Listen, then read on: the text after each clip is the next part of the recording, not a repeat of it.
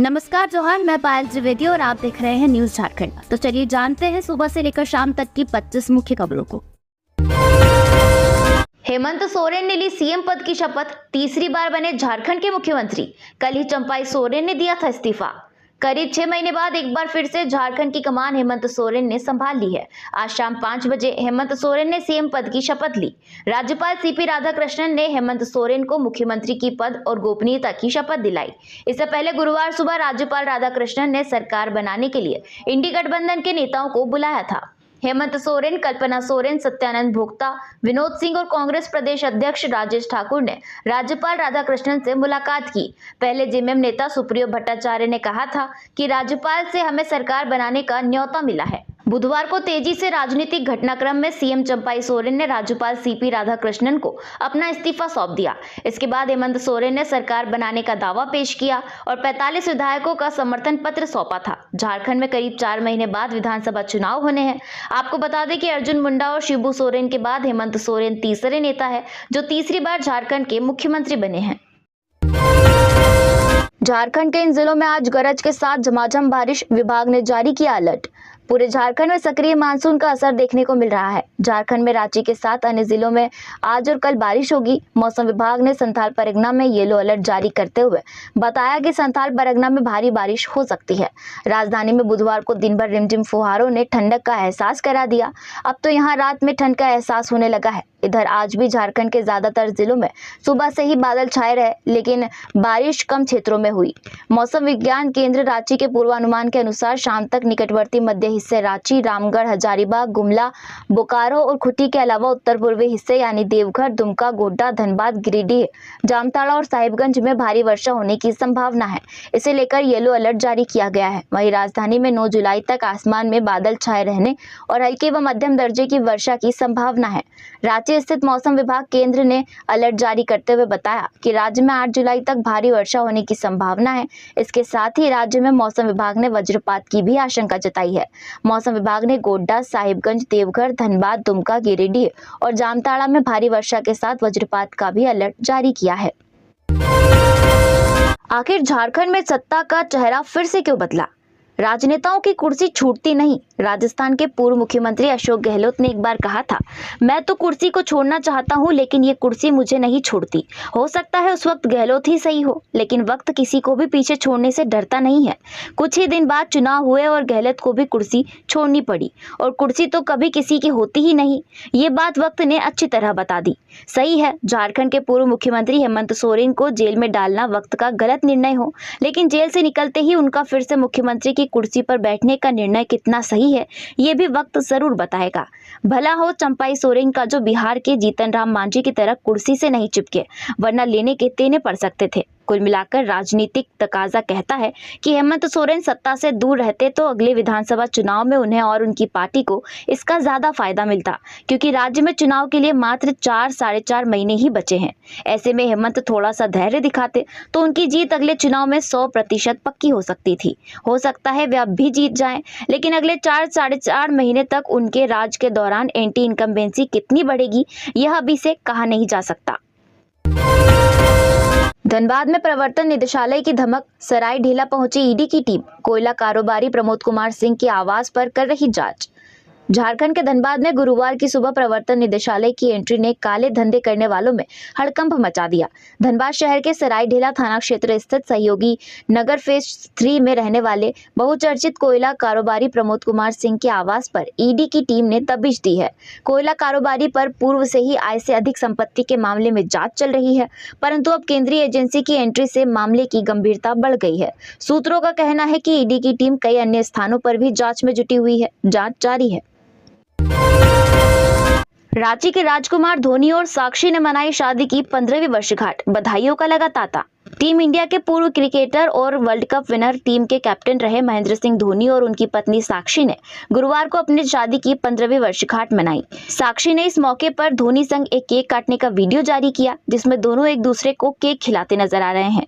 Video में धोनी परिवार का फेमस एक डॉगी भी है। सोशल मीडिया पर साक्षी ने इस वीडियो को शेयर करते बताया कि अब उन दोनों के जीवन का 15वां साल शुरू हो रहा है। इसके साथ ही साक्षी ने धोनी संग जुड़े पुरानी यादों की तस्वीरें भी शेयर की। दोनों की शादी वर्षगांठ पूछताछ की खबरें सामने आते ही उनके चहेते सोशल मीडिया के जरिए लगातार उन्हें बधाइयां दे रहे हैं। मुस्लिम युवक का आदिवासी महिला से रिश्ता, झारखंड के इस जिले में बवाल, पुलिस कर रही कैंप। लव जिहाद से लेकर झारखंड के संथाल परगना में तल्ख राजनीतिक माहौल के बीच बुधवार को साहिबगंज जिले के रंगा थाना क्षेत्र के विजयपुर में एक मुस्लिम युवक शादीशुदा आदिवासी महिला के साथ पकड़ा गया। इसके बाद बवाल हो गया। ग्रामीणों ने मुस्लिम युवक और महिला को बंधक बनाकर जमकर पिटाई की। दोनों को मुक्त कराने गए एक सिपाही को भी ग्रामीणों ने बंधक बना लिया। हालांकि देर शाम ग्रामीणों ने सिपाही को मुक्त कर दिया। जानकारी के अनुसार रंगा थाना क्षेत्र के आमगाछी निवासी 29 वर्षीय विवाहित समीरुल हक और केंदुआ प्रधान टोला निवासी आदिवासी महिला के बीच 1 वर्ष से प्रेम प्रसंग चल रहा था। बुधवार को विजयपुर गांव के निकट महिला के पति ने दोनों को एक साथ पकड़ लिया और ग्रामीणों ने इसकी सूचना दी। ग्रामीणों ने दोनों को पकड़कर जमकर पिटाई की। काफी मशक्कत के बाद दोनों को ग्रामीणों के चंगुल से छुड़ाया गया और इलाज के लिए बड़वा CHC में भर्ती कराया गया। नीट पेपर लीक मामले में एक और गिरफ्तार, CBI ने धनबाद से अमन सिंह को किया अरेस्ट। मेरठ जेल में बंद रवि अत्री से होगी पूछताछ। नीट UG पेपर लीक मामले में CBI ने झारखंड में बड़ी कार्रवाई की है। धनबाद से अमन सिंह को गिरफ्तार किया है। CBI सूत्रों से इसकी पुष्टि की है। दरअसल जांच के दौरान अमन सिंह का नाम सामने आया। इसके बाद एक टीम फरार चल रहे अमन सिंह को पकड़ने में जुट गई थी। गिरफ्तार अमन सिंह सराय ढेला थाना क्षेत्र के बापू नगर का रहने वाला है। बुधवार को उसे धनबाद से गिरफ्तार किया गया। नीट पेपर लीक कांड में इसकी अहम भूमिका रही है। सूत्रों के अनुसार CBI की टीम अमन से पूछताछ करेगी। गिरफ्तार चिंटू और मुकेश CBI की रिमांड पर है। इनसे लगातार पूछताछ की गई। सूत्र बताते हैं कि इन दोनों से ही धनबाद में छिपे अमन सिंह के बारे में जानकारी मिली थी। इसके बाद एक टीम लगातार इसे ट्रेस करने में जुट गई। ठोस इनपुट और लोकेशन मिलने के बाद उसे पकड़ा गया। हजारीबाग के OSS स्कूल के प्रिंसिपल एहसान उल हक और वाइस प्रिंसिपल इम्तियाज ने पूछताछ में बताया कि पेपर लीक में अमन सिंह की संलिप्तता है। वो फरार चल रहे नालंदा जिले के रहने वाले रॉकी का खास आदमी है। संभावना है कि गिरफ्तार अमन को भी धनबाद से पटना लाया जाएगा और फिर यहीं उससे पूछताछ भी की जाएगी। इसके बाद उसे कोर्ट में पेश किया जाएगा। बांग्लादेश से आने वाले घुसपैठियों को भेजा जाएगा वापस, कोर्ट ने सुनाया फैसला। झारखंड के संथाल परगना में बांग्लादेशी घुसपैठियों को लेकर झारखंड हाईकोर्ट ने बड़ा फैसला सुनाया है। मामले की सुनवाई कर रहे न्यायमूर्ति सुजित नारायण प्रसाद और न्यायमूर्ति अरुण कुमार राय ने निर्देश दिया है कि संथाल परगना क्षेत्र के सभी उपायुक्त को यह निर्देश जारी करे कि आपसी सामंजस्य से बांग्लादेश की तरफ आने वाले घुसपैठियों को चिन्हित कर वापस भेजने की एक कार्य योजना तैयार करे। साथ ही हाईकोर्ट ने यह भी निर्देश दिया है कि राज्य सरकार शपथ पत्र के माध्यम से 2 सप्ताह के भीतर एक स्टेटस रिपोर्ट दायर करे। सिविल जज के 138 पदों के लिए PT का आया रिजल्ट, सामान्य का कट ऑफ 75 अंक। झारखंड लोक सेवा आयोग द्वारा सिविल जज प्रारंभिक परीक्षा का रिजल्ट घोषित कर दिया गया है। परीक्षा में शामिल अभ्यर्थी आयोग की वेबसाइट jpsc.government.in पर जाकर अपने परिणाम चेक कर सकते हैं। बताते चले कि यह परीक्षा इसी साल 10 मार्च को आयोजित की गई थी। प्रारंभिक परीक्षा में सफल अभ्यर्थी मुख्य परीक्षा में शामिल होंगे। JPSC द्वारा प्रारंभिक परीक्षा का कट ऑफ अंक भी जारी कर दिया गया है। सामान्य वर्ग का कट ऑफ अंक 75 है, जबकि SC/ST वर्ग के अभ्यर्थियों के कट ऑफ अंक बराबर है। इन दोनों कोटि के अभ्यर्थियों का कट ऑफ अंक 32 है। बताते चले कि सिविल जज के कुल 138 पदों पर नियुक्ति के लिए प्रोसेस चल रही है। चयन 3 चरणों में किया जाएगा, प्रारंभिक परीक्षा, मुख्य परीक्षा और इंटरव्यू। मिली जानकारी के अनुसार आयोग द्वारा जल्द ही मुख्य परीक्षा का शेड्यूल घोषित किया जाएगा। बताते चले कि पिछले साल अगस्त सितंबर में सिविल जज के पदों पर नियुक्ति के लिए आवेदन आमंत्रित किए गए थे। कैटेगरी वाइज रिक्त पद सिविल जज के कुल 138 पदों में अनारक्षित के लिए 60 पद हैं। वहीं अनुसूचित जनजाति के 28, अनुसूचित जाति के 12, पिछड़ा वर्ग के 25 और आर्थिक रूप से कमजोर वर्ग के 13 पद आरक्षित किए गए हैं। चयनित अभ्यर्थी को 27,700 से लेकर 44,770 रुपए के बीच वेतन मिलेगा। धनबाद के बलियापुर में 2 ऑटो के बीच टक्कर, कई लोग घायल। धनबाद के बलियापुर में गुरुवार की सुबह सड़क हादसा हुआ, जहां 5 लोग गंभीर रूप से घायल हो गए। घटना के संबंध में बताया जाता है कि बलियापुर से धनबाद आ रही ऑटो की आपस में टक्कर हो गई, जिसमें 4 लोग घायल हुए हैं, जबकि 2 ऑटो में लगभग 21 लोग सवार थे। सभी लोग दिहाड़ी मजदूरी का काम करते हैं। घटना की टक्कर के बाद स्थानीय लोगों ने इलाज के लिए सभी घायलों को शहीद निर्मल महतो मेडिकल कॉलेज अस्पताल लाया है, जहाँ घायलों का इलाज चल रहा है। वहीं मौके पर घायल व्यक्ति ने मीडिया को बताया कि सड़क में अचानक कुत्ते आ जाने से ऑटो अनियंत्रित हो गई और दूसरी तरफ से आ रही ऑटो के साथ टक्कर हो गई। झारखंड राज्य जूनियर और सब जूनियर तैराकी चैंपियनशिप 26-27 जुलाई को। झारखंड स्विमिंग एसोसिएशन के द्वारा 14वीं झारखंड राज्य जूनियर और सब जूनियर तैराकी चैंपियनशिप 2024 का आयोजन रांची में किया जाएगा। रांची जिला तैराकी संघ की देखरेख में 26 से 27 जुलाई को इसका आयोजन वीर बुधु भगत एक्वेटिक स्टेडियम खेलगांव में होना है। रांची जिला तैराकी संघ के महासचिव उपेंद्र कुमार तिवारी के मुताबिक इस चैंपियनशिप के जिला रांची की टीम तैयार की जाएगी। 7 जुलाई को सुबह 8:30 बजे से खेलगांव के एक्वेटिक स्टेडियम में इसका ट्रायल होगा। समूह 1 से 2 में ऐसे कैंडिडेट भाग लेंगे जिनका जन्म वर्ष 2007 से 2012 के बीच का हो। समूह 3 से 4 में 13 से 16 आयु वर्ग के कैंडिडेट शामिल होंगे। झारखंड प्रशासनिक सेवा के 4 अधिकारियों का ट्रांसफर। राज्य सरकार ने झारखंड प्रशासनिक सेवा के 4 पदाधिकारी का स्थानांतरण पद स्थापन किया है।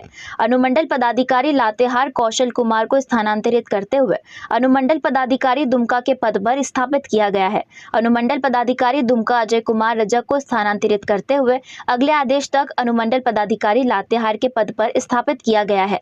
अपर उपायुक्त पूर्वी सिंहभूम रोहित सिंह को स्थानांतरित करते हुए अगले आदेश तक अपने वेतनमान में नगर आयुक्त देवघर नगर निगम के पद पर पदस्थापित किया गया है। नगर आयुक्त देवघर नगर निगम योगेंद्र प्रसाद को स्थानांतरित करते हुए उन्हें अगले आदेश तक अपर उपायुक्त पूर्वी सिंहभूम के पद पर स्थापित किया गया है।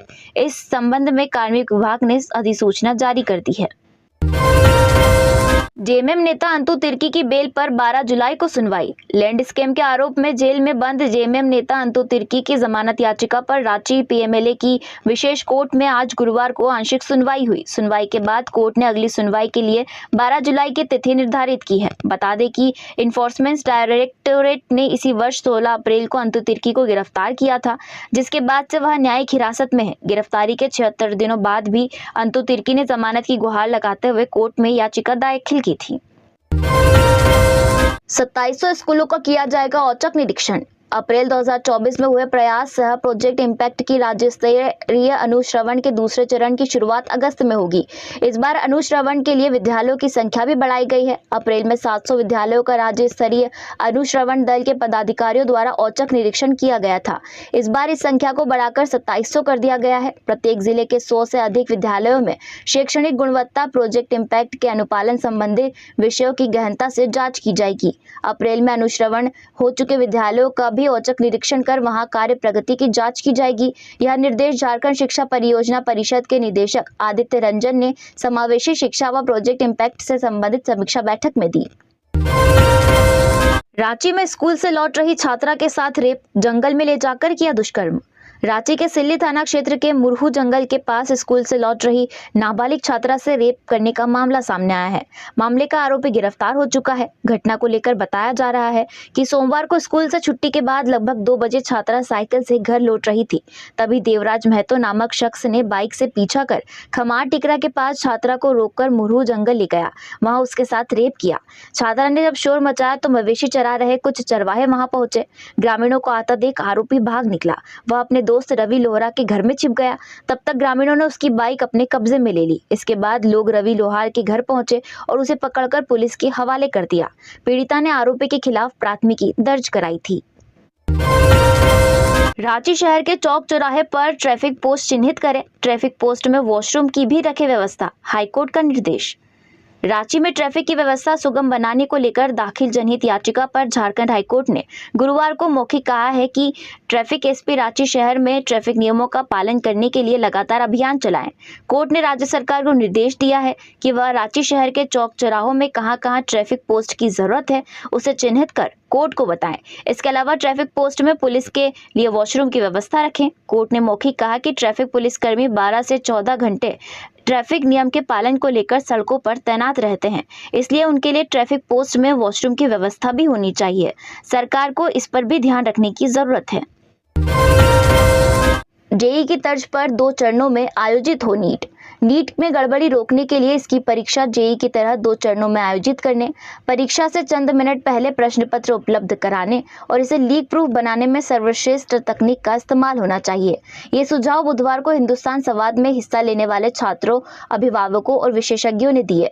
अखबार हिंदुस्तान ने इस काम में अपनी जिम्मेदारी निभाते हुए झारखंड, बिहार, उत्तर प्रदेश, उत्तराखंड, हरियाणा और दिल्ली एनसीआर में कुल 146 स्थानों पर 20,000 से अधिक अध्यापकों, शिक्षा विशेषज्ञों, अभिभावकों अभिभावकों और छात्रों से इस विषय पर सार्थक संवाद किया।